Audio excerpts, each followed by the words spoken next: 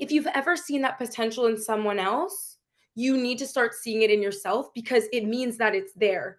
When we see it in someone else, we really can see it so clearly in our minds if they just took these certain steps. So I think for a lot of athletes, we've had that coach or parent or teammate that has been like, you could do this thing. And we've been like, no, no, no. I just came to a point where I was like, why am I saying no? If I can see it in someone else, I'm going to see it in myself.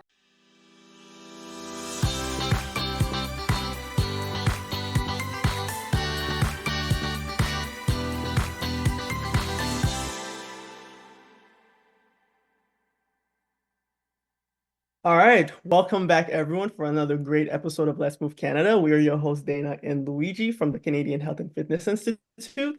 And on today's episode of Let's Move Canada, we will be talking with track and field athlete Aleeya Hutchins about what inspired her to compete in the first place and what being healthy means to her.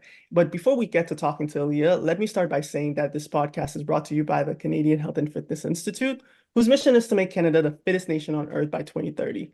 And to this end, of course, our podcast aims to raise awareness about physical health and mental health. So, and now let's bring on today's guest, and we're thrilled to have the amazing Aleeya Hutchins, a standout Canadian track and field athlete specializing in the 800 meters. And as if that wasn't impressive enough, she's also a force in the 300 meters, 400 meters, 1,000 meters, and 1,500 meters event. Also a two-time NCAA All-American. She's captured the hearts of over 1.6 million followers across the social media platforms. All of this by just passionately advocating for mental health and personal expression. All of this is kind of like a testament to how phenomenal she is, you guys will see. So beyond being athletic and having athletic achievements and doing advocacy, Aleeya has a strong background in communications and entertainment, making her a true powerhouse and off the track. So thank you so much, Aleeya, for being here. Welcome, welcome, welcome. Oh, thank you so much. That was such a lovely introduction, and I'm so happy to be here with you guys. So, yeah, I'm so excited to get into it. Yeah, Awesome, we're awesome. so happy to have you here. So we always start off kind of the same way. Tell us about where you grew up, if you had an active family life, if you were really active as a child, all that kind of stuff. Okay, so yeah, I grew up in Pickering, Ontario, so just a bit outside of Toronto. And honestly, my I feel like my grandparents were pretty active, but my parents, they both worked and I have three younger siblings. So we were pretty active with my grandparents, like in school and out of school. And my parents, they were still very encouraging, even if they weren't necessarily the ones being active with us directly. um, and I felt like I just had very good inspiration around me to be active, whether it's my grandparents, parents, or my younger siblings being really full of energy, or like in elementary school. I had some great teachers that really inspired me growing up. So yeah, I feel like that's where my background as an athlete started, or like, those seeds were planted in my mind. And yeah, so that's where it started. That's so nice. Did you grow up with other family members besides your grandparents? Like, did you have cousins and a big Yeah, yeah. family? Oh, Yeah, that's big really nice. family, pretty big, especially on my dad's side. But on both sides, lots of cousins, and older and younger.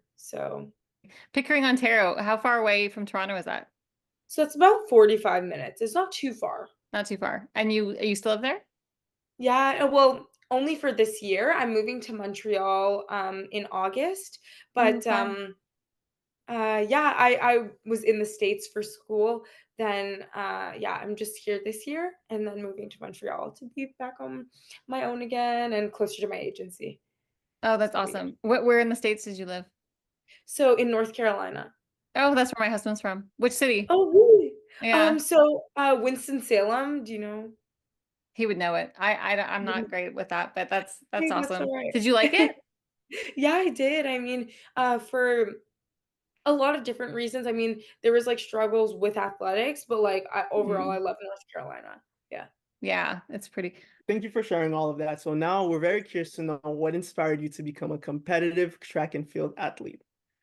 Ooh, okay.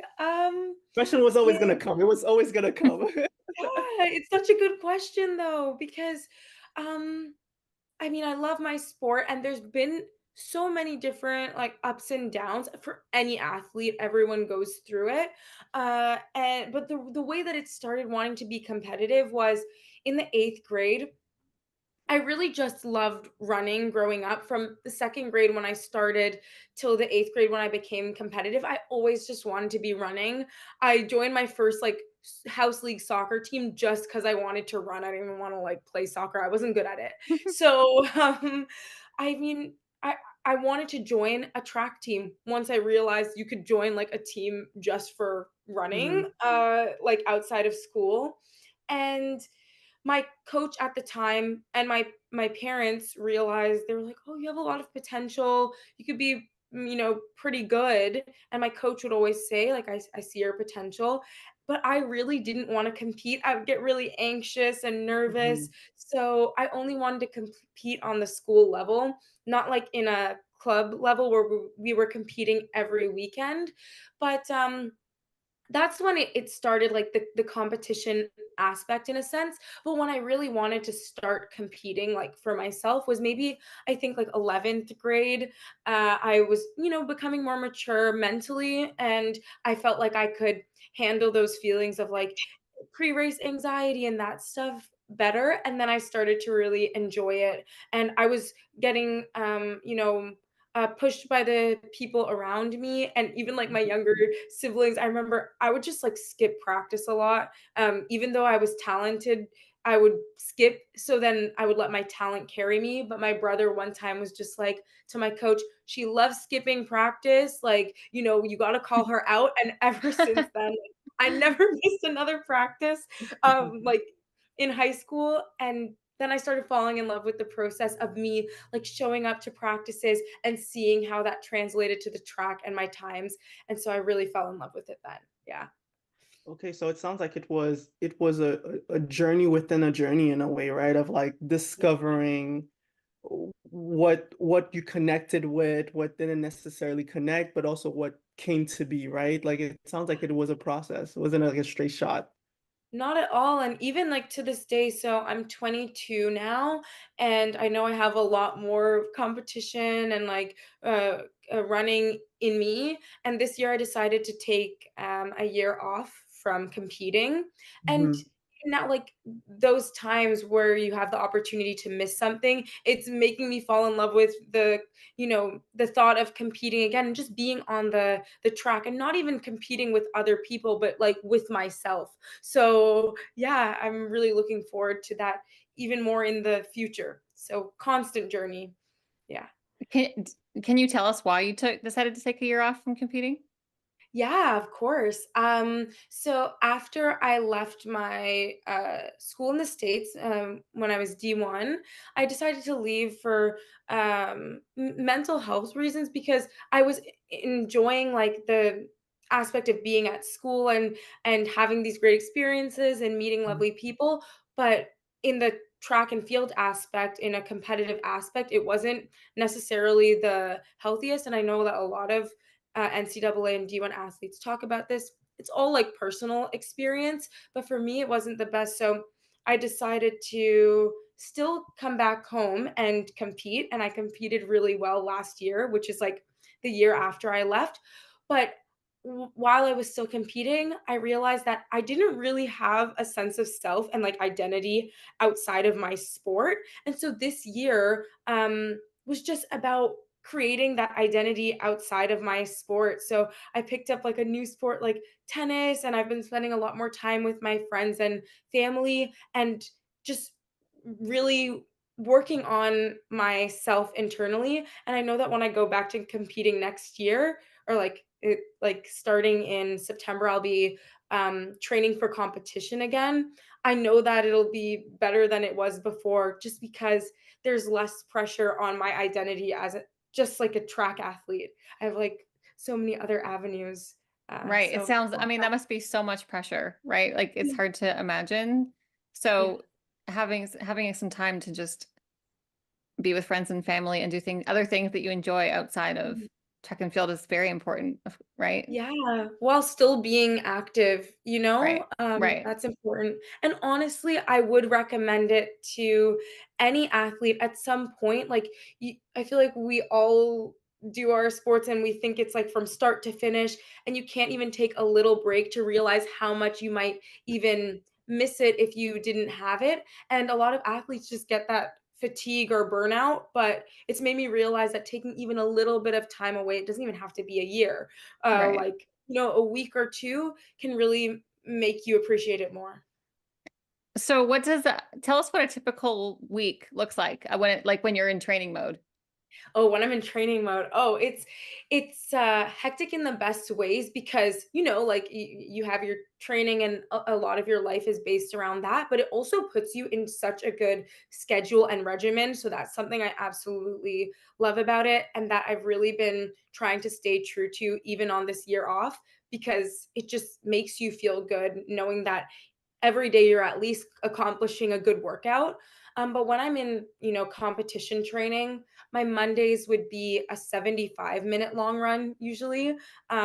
So that's what we start the week off with because Sunday is always rest day. Then Tuesday would be a workout day. Wednesday would be like a more of a recovery day. So Wednesday and Thursday is usually a recovery day. And um, oh no, Tuesday and Thursday is a recovery day, and then Wednesday and Saturday would be another workout day, and then Sunday and Friday are like those more rest days, and Sunday's like a full rest day. So 3 workouts and 3 like solid good workouts, and then 3 really great rest days, and then in between, uh, we'll do a little something like mixing it up, whether it's like a workout on the elliptical or if you want to choose another rest day, something like that. It's interesting because even just hearing 75-minute run, I mean, I reach 15 minutes, 15 to 20 minutes, and I'm a little out of breath. It's just, I get it's, it. Yeah. no, that's really cool. And in 75 minutes, how many miles or kilometers do you run? I'm curious, or like, what's the average, or what's the consistent number that you go for? That's a good question. I feel like so with the coach that I have, his main goal is just making sure that we feel good and up to like 75% of what our like max is. So I could be anywhere from depends on how you're feeling that day, but I say that most of mine would be like 13 to like 14 kilometers or maybe Okay. Wow. mm, something around there, and, it's just all about feeling good. It's more about the time and reaching the time than, Mhm. how much mileage we're getting in on that end. Right, right.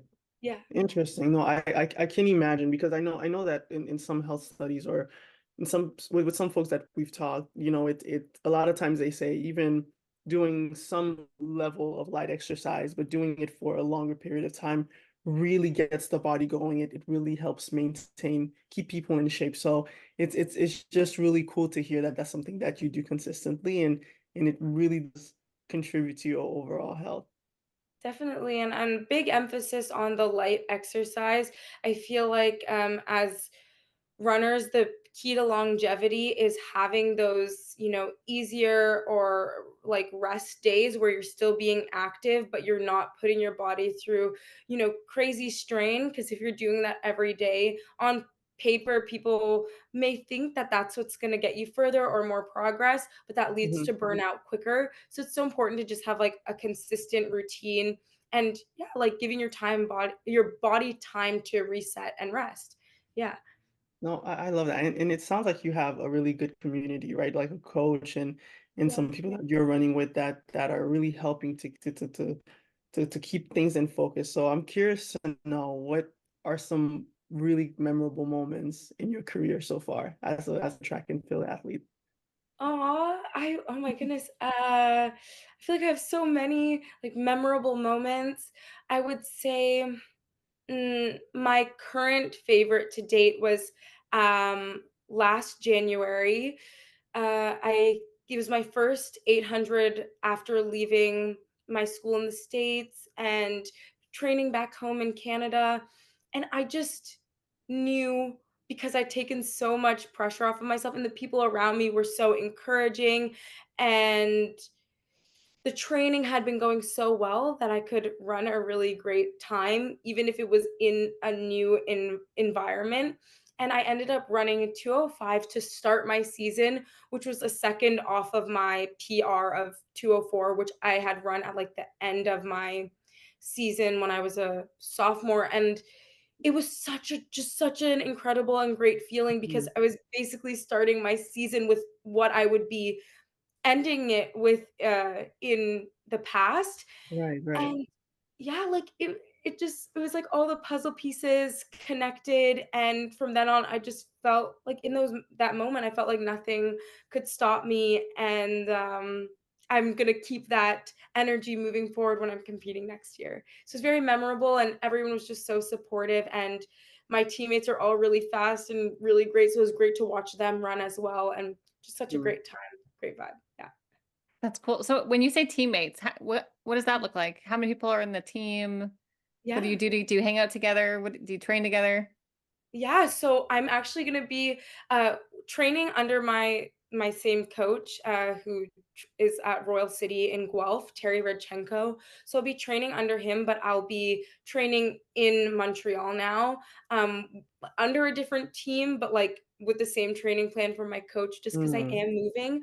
But, I was training with the University of Guelph track team and with Royal City. They're kind of, like, interconnected because our coach coaches both teams, and it was really lovely, really great experience because all of the other athletes were just they're just so talented and so, really great to train with, lovely people, and it was really interesting because I didn't go to the University of Guelph, but I trained with them, so I felt like we had a great relationship as training partners, really encouraging, really lovely, but I wasn't with them as often because I didn't go to the university and I was often working or doing my like social media stuff when they would be in school. So, great dynamic in terms of training partners, lovely people, but I Mhm. only did have a year with them. Would have loved to have more, but Guelph as a city wasn't a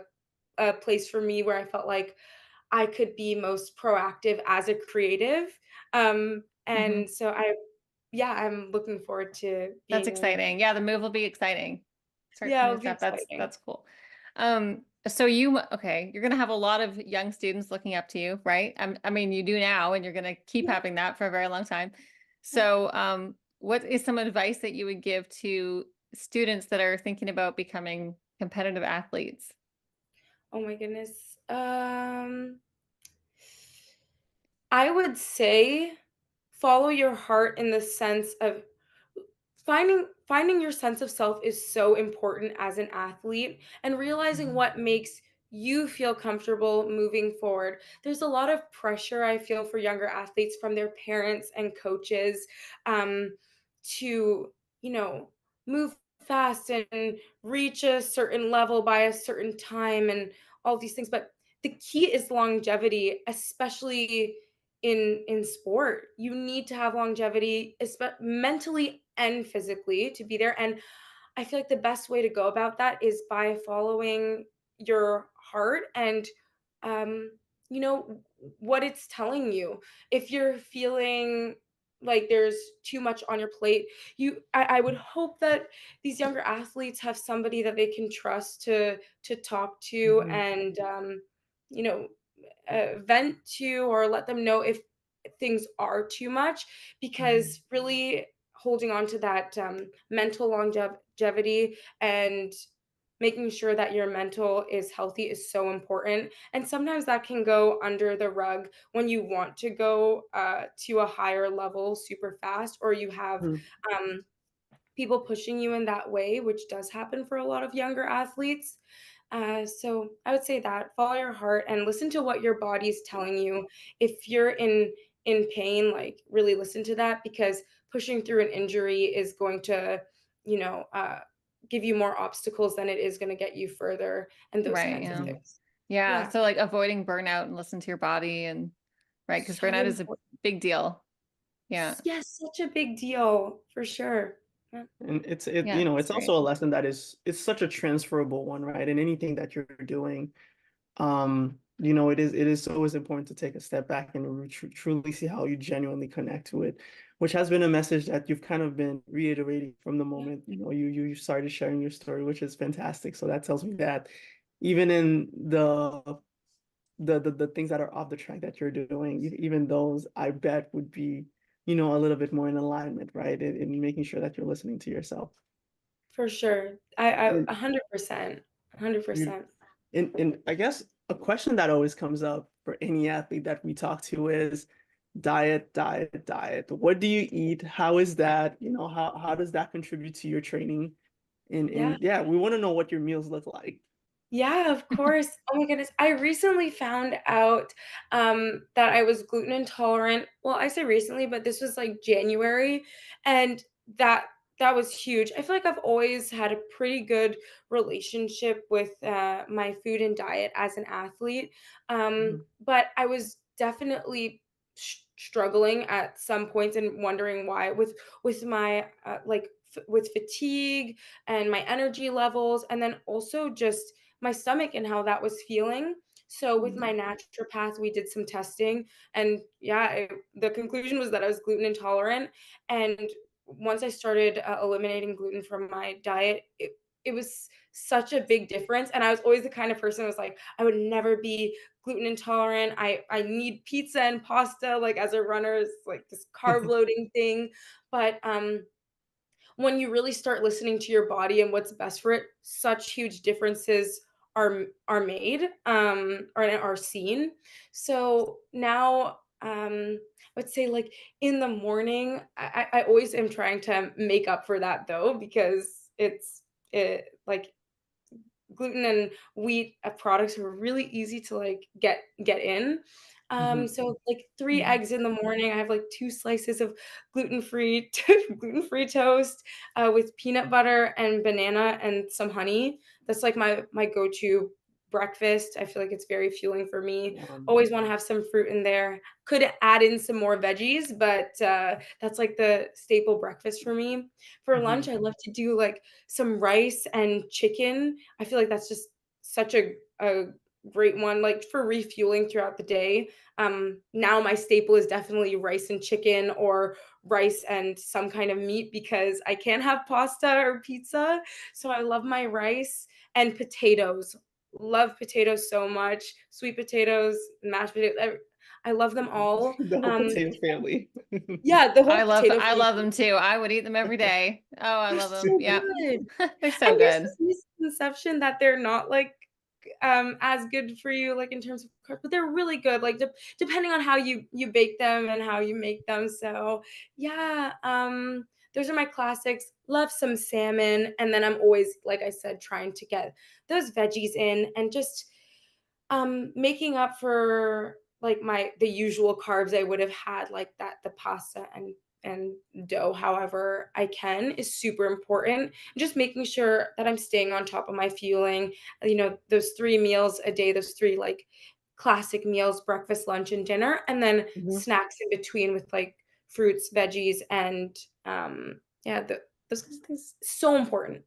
Yeah. I love how you actually like told us exactly what you're eating because, I know. no, I mean that. I mean that because when you ask most people, it's like, oh, I eat, healthy. I eat generally healthy or something pretty general. And you're like 3 eggs, 2 pieces of gluten-free bread, right? It's It, like, it, okay, now I can visualize what you're actually eating, because there are a lot of people that they really just don't know what that means or they, mhm, right? They actually want to hear, but what is it that you're eating? right. Yeah. You're like, I know that you're eating healthy. I know people eat healthy, but what is that? What actually is that? What What does does that that So, mean? mean? Right. right, break it down for me. So that is I love that because it's Very easy. relatable. Yeah, exactly. It's like, oh, I'm gonna go eat what Aleeya's eating for breakfast tomorrow, right? I'm gonna make Right. 3 eggs Yeah. and some bread and some peanut butter. Oh, Sounds listen, great. anything honey is a guilty pleasure for me. Oh So yeah. as soon I as love that. as soon as you said it's a staple, and it's like it's a staple and a little bit more for me because Yeah, right? It's so good and Yeah. so classic, really like, good. such a yeah, I mean, that honey toast, like, the peanut butter banana honey toast, like, yeah, Mm, this past couple months has been so crucial for me, so anyone that's watching this, please try it out. toast some I bread, love it. get that peanut butter on So it. Luigi, what do you eat? What do you eat in the mornings? Oh gosh. Okay. So Yeah, I wanna know. I realized that for the past couple of weeks, I've actually not eaten a whole lot in the morning unless I go for a run. So what I typically do Mhm. is I go for a 2 mile run in the morning, get ready for work, and I usually make a shake. And what it has is almond milk, spinach, blueberries and raspberries, and of course, honey. Yum. And of course, Yum. honey. Of course, honey, right? So I take that and that carries me to lunch. And with lunch, because I've been doing a little bit more of a low carb diet lately, Yeah. a keto diet. So what I have is maybe some cauliflower rice with some chicken and maybe a Mm, stew that I would make to go with it, or perhaps a squash soup with grounded turkey in it with veggies. And Sounds then for delicious. dinner, what I sounds good. typically do is let's see. It- Sometimes I could have a keto burger, and what it is just the keto buns that are made of a different type of flour, and then you have your regular buns and veggies and all that stuff. And I snack throughout the day, but Yeah. it varies, but it's usually that for now. Yeah. Nice.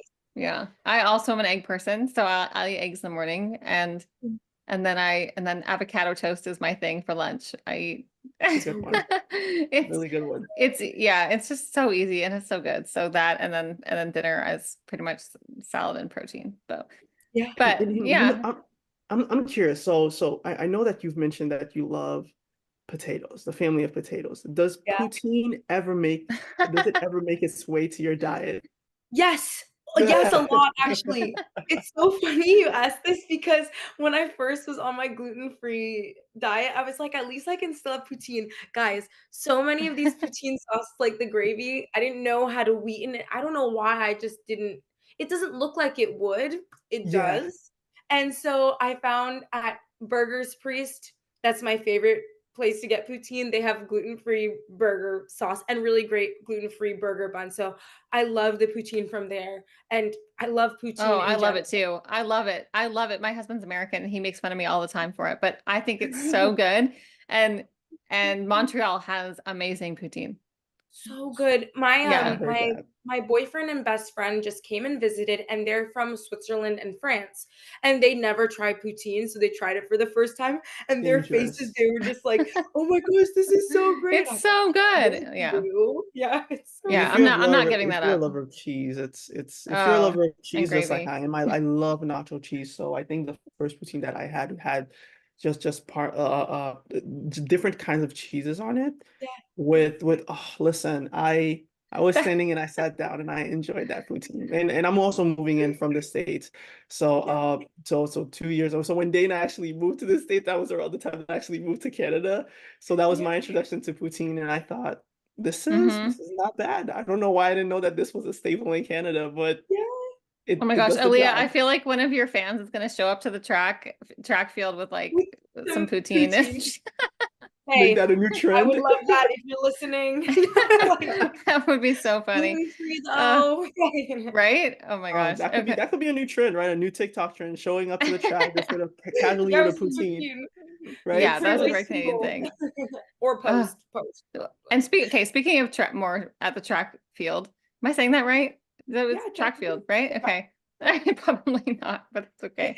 Um, like, tell us about your plans for the future and tell us about what your goals are. Like, where do you see what's some big From pinnacle goal you have?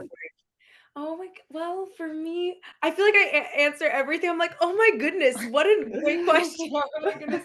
But I just they're great questions, and I really do see myself going further in my pro career because now with social media, I've been able to be supported by such great brands that I'm really Mhm. in awe of and that I love and want to be supported by and want to represent. So, it, my the people that have supported me my whole life, the followers that I have gained and the support from these people and then now these brands because for athletes it's really difficult if you don't have that financial support Mhm. to Right. keep you going I'm really looking forward to making all those people proud and training really hard to compete well and better and reaching new levels. And I really do truly believe that I can make it to the Olympic level. I just know that for myself. And,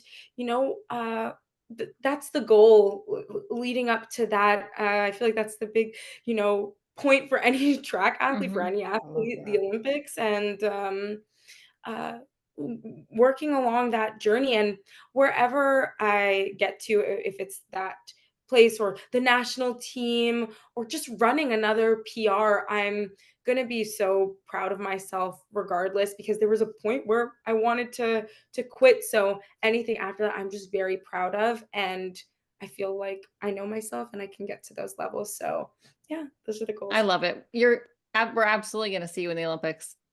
Oh, Yes. thank Oh, you. Yes. yes. 100%. Yeah, I really do We'll be believe in cheering for myself. you. Oh, Oh, yeah. thank you. Yeah, for sure. So Exciting. And Very you exciting. know, you've said something that really caught my attention. I feel like everything you're saying is just so great, right? Like everything catches my attention. But one thing I feel that people, in anyone's career at some point, it feels like too much. At some point, you want to quit, and you've just said that, right? Mm. That at some point you didn't even think that like at some point you had to doubt yourself. So I wonder if you have any advice for anyone who maybe doubt that they could make it this far or that they could do anything at all. Like maybe or maybe share what was your process of getting out of that funk, So I was wondering if you could share a bit more about that.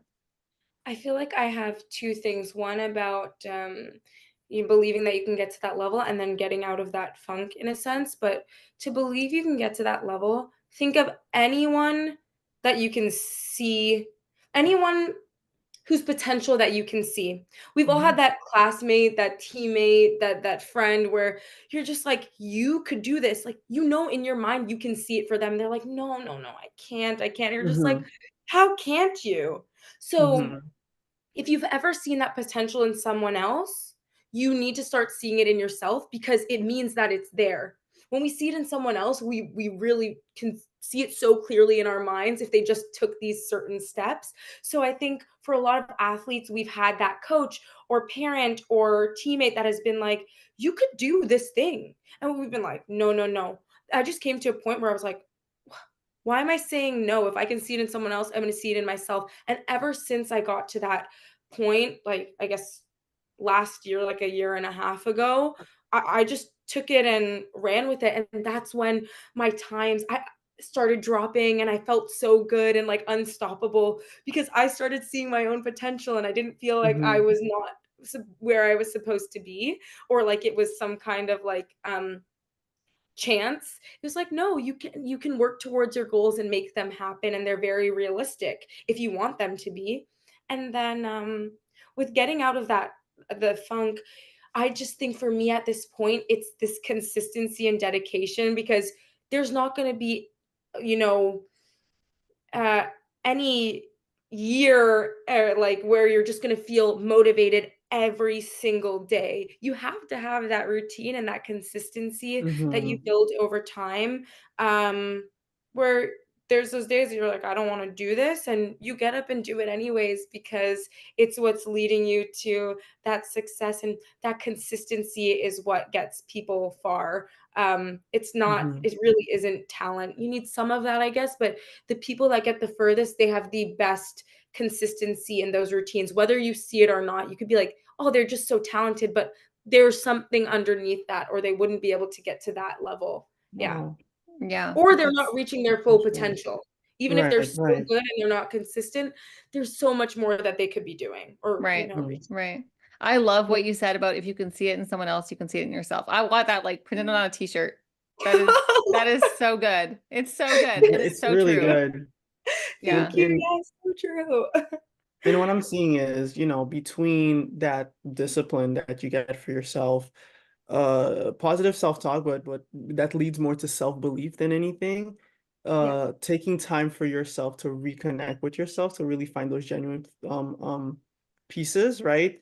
It sounds totally. like all of these are really bringing you back into computing, which makes sense that earlier you said, I think I'm going to be even better than I was. So Yeah. so excited to see what you do. Really, really excited to see how you compete. Oh, I'm so And excited too. no, hey, we'll be here cheering for you, like I said. Yeah, for sure. So, so now, as you know, we've focused a lot on competing in just your genuine connection to track and field in competing. You talked a little bit about doing a little something outside of track and field, right? But now we want to know if you have any other hobbies outside of competition. Yeah. Oh, I picked up tennis like a year ago, Hmm. and I started doing lessons like 6 months ago. So that's been my newest and like favorite hobby. I feel like it's because when you get to a certain level with a sport that you've been doing for so many years, I feel like a lot of athletes and anyone, even if you're not an athlete, with your job and you're like, I know how to do this, and they're Hmm. just that feeling of that newness and that progress from the bottom you don't feel that there's still Hmm. always progress to be made, but you don't feel it in the same way. And by starting something completely new, like a whole new sport, it's so lively, like, the feeling like, when I'm out there, I'm like, "Wow, there's so much to learn," and so it's so intriguing and so much fun if you allow it to be fun, if you're not too hard on yourself. So I've been absolutely loving that, and it gives me so much more appreciation for my sport and the other things in my life that I'm used to, because I'm like, "Wow, I need to cherish that I've put so much time into these things and that I'm already good at them." And sometimes they Right. seem boring, but they're not. And Hmm. that you realize that other people from the outside maybe wish that they could be in the place that you're at. Say a beginner runner is like, "Oh, I wish Hmm. I was at a Aleeya's level." But for me, I'm looking at pro tennis players and I'm like, "Wow, that's so cool. Like, I wish I could be like Right, them," you know? right, right. So Humbling, Yeah. very humbling experience, it sounds very like. humbling experience, yeah. Like, It's it's so also good to have somewhere like something to look towards, right?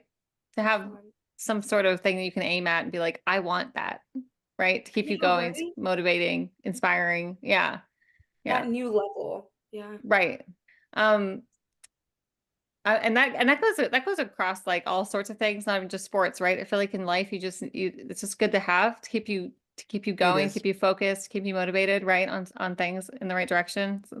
Your shirt, your t-shirt, your sweater says Barbados. Yeah, I think one thing I've been thinking about from the beginning is, have you competed outside of the U.S. and Canada? Where have you competed if you have it, or if you travel? You mentioned your boyfriend and your best friend. You mentioned friends in Switzerland, and it got me thinking, oh my gosh, where else have you gone? Where else do you want to go and yeah. compete? Right? Yeah, such a good question, because I actually have not competed out of the US and Canada, and no one actually asked that question, but that's such a cool question because I would love to, and I know that I will in the future, Uh-huh. 100%. Mhm. Um, yeah, I'd love to compete in Europe and Asia and Africa, like, in oh my goodness, in 2019, I believe, or 2020, when yeah, I was 18, I made the qualifying time for the Canadian national team U20, and we were gonna go to Nairobi, Nice. Kenya for the Oh, championship. cool. Gotcha. In the pandemic. Oh no. Oh, yeah. Oh, well, you'll go again. I Yeah, no, will when you get to someday, the I when hope. yeah, when you get to the Olympics, you're gonna be traveling anyway. So Yes. yeah, Yes, exactly. right? Exactly. Yeah, And we'll but be thanks for like, asking we'll be that. posting pictures of Aaliyah in the Olympics. Oh, Yeah. Check this out. 100%. a hundred Aw. percent. No, it's super exciting. So why do you think health and fitness is important? Why is it important to be active for all Canadians? Oh, it's just so good for your body, obviously, and your mental health, and it's an energetic thing. I think especially being active outside, like, I can do all of my elliptical work indoors or treadmill indoors, but I'll still try to go on a walk outside and be active, and just I feel like for me, when I think active, is just being aware of my body and how it's feeling and being more in touch with it, and then when I'm outside being active, being in touch with nature and just the world around us. I think it grounds Mhm. you so much, and that's why it's so important. Yeah. Yeah, I really like what you're saying about being in touch with nature as well. We talk about this all the time Mhm. with Let's Move Canada, and it's important because there are a lot of people that when you say being active and exercising and all of that, they think the gym, right? Or they think some Yeah. sort of weight training or something like that, right? But you're a perfect example of you can go for a run, right? Like Yeah. you can go outside, go for a walk, A go walk. outdoors. There's so many things you can do outdoors, right? So And many. so so go biking. I've actually bought a new bike like 2 weeks ago, and I've been doing Oh, the nice. loops around my Oh, neighborhood, which is lovely. not 9 miles or something. But it's The 9 been miles? yeah, Dana, you yeah, said it's like been that fun. was nothing. Yeah. Like it was not that, no, casually 9 miles. It's It's not my, nothing. yeah, no, yeah. It's like a good amount. It's a good amount, I think. It Yeah, is. it takes like an hour, right? So I think it's like an Okay, hour or yeah, something. not bad. But it's great because I'm if I have to go to the gym and do that, it's not going to happen. If I have to sit on the bike and bike for 9 miles, I Mhm. might do it, but I won't be enjoying it the way that I would enjoy it because when I'm biking around here, it's like I Outdoors. see the chipmunks and I see the birds and the turtles it's And the so smell cool, of the right? trees, yeah, and everything. Exactly. It This just I love that. Right. Exactly. So get outside, get in with nature. It's good for your mental health, right? That's really important, and your physical health, and and follow Aleeya on her journey. Oh, thank 100%. And you. and this is just it's a perfect segue to, one question that I wanted to ask before passing it back to Dana for the last question. You've also like I said earlier, captured the heart of so many people on social media, across a few different platforms, with a lot of the content that you create about physical health, mental health. Was wondering if you could tell our followers who don't already know you a little bit about that, right? Like, what are your platforms all about? What are your messages about? And what do you hope people get from them? Oh, my platform and my messages are all about inspiring people to try new things out of their comfort zone, even if it's, within things that they already know. So for me with track, it's about taking a break from track, which is within something that I know, but it's so uncomfortable and new to me, and Mhm. seeing that there's positives to everything. And trying new things, like I'm trying tennis. If someone's out there wants to try baking or hockey or running, anything you can try. And at the start, maybe you won't be the best. You probably won't be, but you'll get so much better, even in just your own regard and your own respect. And Mhm. that's what it's all about, is improving yourself, not necessarily what it looks like to other people or what other people think of it. So that's Mhm. really what my whole message is about, and just enjoying life and everything, outside of just what you're used to. And such a Yeah. wonderful message. And I think what I've noticed with the way you carry yourself too, right? You exude a lot of that energy, which is powerful, right? It's a testament again to so when you're genuinely doing something, it really shows, which is where you want to be as an individual for yourself, again, to inspire other people to do it. So guys, like we're saying, check it out. Check. I'll tag. We'll tag those pages in the description, but I'll mention it at the end as well. So please definitely follow. You'll get some great stuff out of there. Well, thank you so much for joining us, Aleeya. It was such a pleasure speaking with you and just getting to know you a bit and the things that you do. And we're just wishing you so much luck and so much success in the future. Oh, Yes. thank you so much, and same to you guys. Thank you. Perfect, perfect. And thank you to all of you that tuned in for today's episode. Again, we're your hosts, Dana and Luigi. To learn more about Aleeya, please follow her IG at Aleeya Hutchins. So that is at AleeyaHutchins, and that's on Instagram. And for her TikTok page, it's at Leah Hutchins. So that's LeaHutchins. And yeah, you'll get to see all about everything that she has to offer. And yeah, just enjoy her page. And last thing is to make sure to follow our Instagram on Let's Move Canada for the latest updates, and head to our website at chfi.fit to learn more about our mission. And do not hesitate to DM us if you're interested in being a guest on Let's Move Canada, or if you want to, if you want to refer anyone and you think they'd be amazing, just like Aleeya. And yeah, we could get to talk to them and spread all of the positive energy. So stay tuned for announcements. And until next time, thank you.